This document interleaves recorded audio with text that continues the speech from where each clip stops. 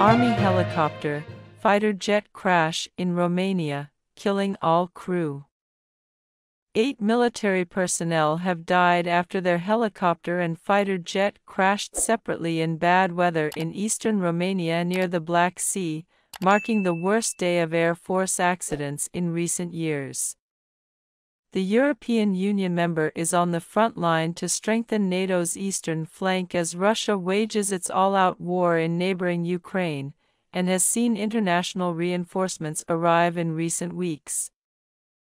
The IAR-330 Puma helicopter crashed on Wednesday in the area of Gura Dobrogei, 11 kilometers, 7 miles, from the airfield, killing all 7 on board, the Defense Ministry said.